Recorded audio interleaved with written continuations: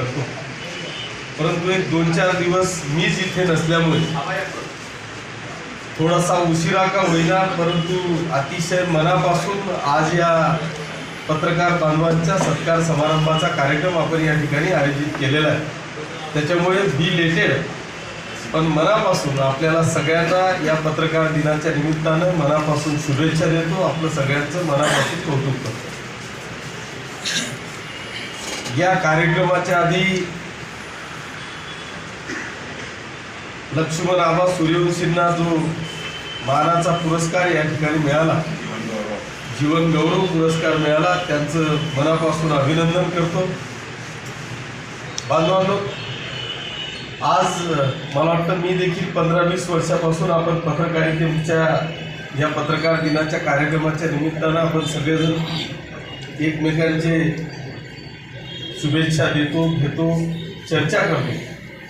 परंतु आज जवळपास 1, 2, 3, 4, 5, 6 पत्रकार बांधवांनी आपले मतं या ठिकाणी व्यक्त केली. परंतु हे 6 जणांचे मतं व्यक्त करत असताना मी आज पहिल्यांदा एक अतिशय चांगल्या विषयावर या सगळ्या पत्रकार बांधवांनी हात घातला. त्याबद्दल तुमचं सगळ्यांचं मी मनापासून अभिनंदन आणि कौतुक करतो. बांधवांनो, ही वस्तुस्थिती आहे, ही काळाची गरज आहे. आज दूर जाण्याची आवश्यकता नाही. लक्ष्मण आबा त्याच्यातलं मूळ उदाहरण आहे की आपण जर का पाहिलं तर त्यांचे बंधू रमेश पेंटर आणि लक्ष्मण आबा हे पेंटरकीमध्ये मला वाटतं पूर्ण तालुक्यात नाही, जिल्ह्यात नाही, कदाचित उत्तर महाराष्ट्रात त्यांचा हातखंडा होता. आणि मला अजूनही आठवतं ते काय मोरचं का वाघ तसं ते चित्र होतं, हरणीचं त्यांचा सिम्बॉल होता, तो ब्रँड होता. त्यांच्यावर असं गंडांतर आलं की डिजिटलचा जमाना आला आणि पेंटरकी कुठेतरी बाजूला ठेवावी लागली. आता एक नाही असे अनेक विषय की जे लोक ज्या क्षेत्रामध्ये आहेत त्या क्षेत्रामध्ये केव्हा काय टेक्नॉलॉजी येईल आणि आपल्याला कुठे सेटबॅक बसेल याचा भरोसा नाही. आणि म्हणून मला असं वाटतंय की त्याच्यातले तुम्हीच धडे घेतलेले आहेत. परंतु ही वस्तुस्थिती आहे की आज जर का आपण पाहिलं तर पत्रकारिता क्षेत्रामध्ये काम करत असताना मला माहीत नाही, पण जर समजा आता पाचोरा आणि भडगाव रस्ता किंवा पाचोरा जळगाव रस्ता एकाने जर हॉटेल टाकली ना तर दुसरा लगेच हॉटेल टाकायला तयार होतो. परंतु आता जर आपण पाहिले तर मला वाटतं 300-350च्या वरती आमची यादी जाते. त्याच्यामुळे मला असं वाटतं की खरोखर ज्याला खरंच पत्रकारितेचा छंद आहे, छंद म्हटलो मी, पत्रकारिता हा व्यवसाय होऊच शकत नाही.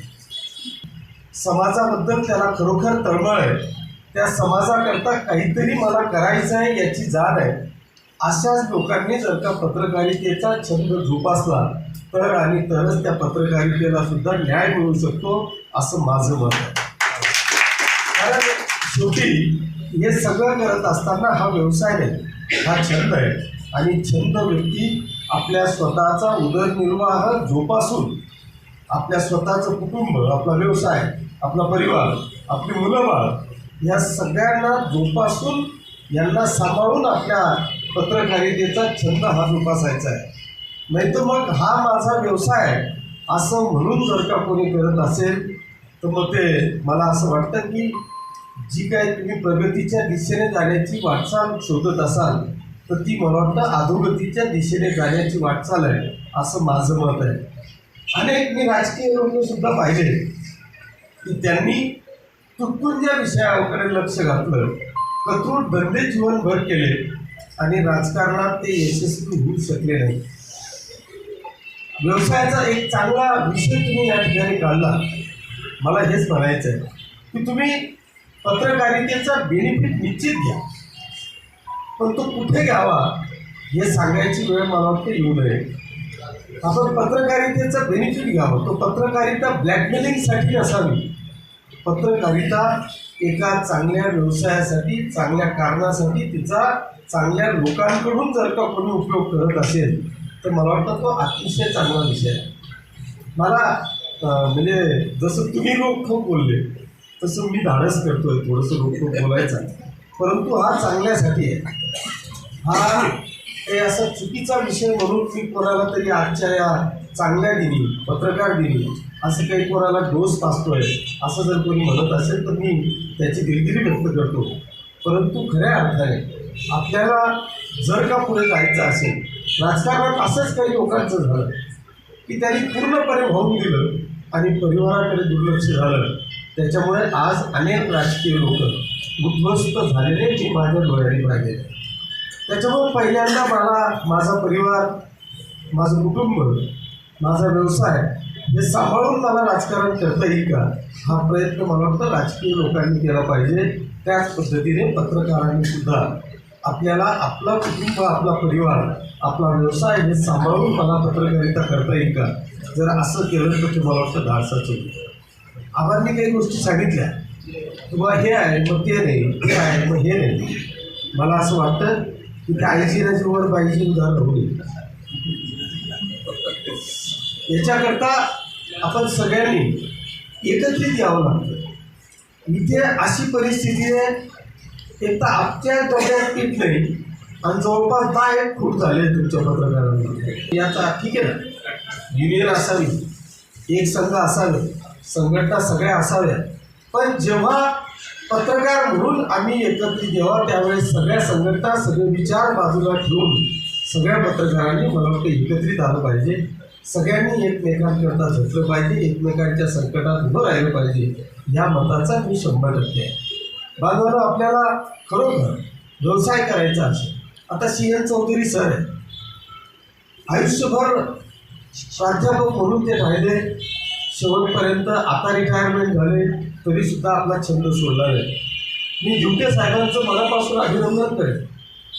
म्हणजे आज जर का तुम्ही पाहिलं तर त्यांचा मुलगा असेल, मुलगी असेल, कुटुंबाकडे लक्ष घातलं, कोणाच्याही टीका टिप्पणीकडे गेले नाही. स्वतःच्या मुलाचं आणि मुलीचं इतकं चांगलं शिक्षण घेऊन आता दोघेही मुलं मुली नोकरीला आहे, लोहारीला, आपला निंबोलीला एक चांगल्या ठिकाणी काम करत आहे. म्हणजे सर्व कुटुंब 2 पैसे कमवून आपल्याला चांगला परिवार आपल्याला पुढे घेऊन जाता येईल का, अशाच पद्धतीने अनेक जण. मग आता संदीप भाऊ देखील होते, त्यांना त्यांच्या व्यवसायात करत असताना मला वाटतं त्यांच्या इतका उत्कृष्ट शेतकरी, आदर्श शेतकरी म्हणून त्यांना पुरस्कार मिळायला पाहिजे. मोठं बिहेरबार आहे. आयोजित असलेल्या या कार्यक्रमाचे प्रमुख आदरणीय आप्पासाहेब, सर्व सन्मान्य मंच आणि सर्व सन्मान्य पत्रकार बांधव, सर्वांना सप्रेम जय महाराष्ट्र. आप्पासाहेब शहरात उपलब्ध नव्हते म्हणून हा 6 तारखेचा कार्यक्रम आज उशिराने या ठिकाणी आप्पासाहेबांनी आयोजित केला आणि आपण शिवसेनेच्या विनंतीला मान देऊन, आप्पासाहेबांच्या निमंत्रणाला मान देऊन सर्वजण या ठिकाणी मोठ्या संख्येने उपस्थित झाला. आपले सर्वांचे मी या ठिकाणी आभार व्यक्त करतो. आप्पासाहेबांना विनंती करतो की आपण आम्हा सर्व पत्रकार बांधवांना या ठिकाणी सन्मानित करा. धन्यवाद.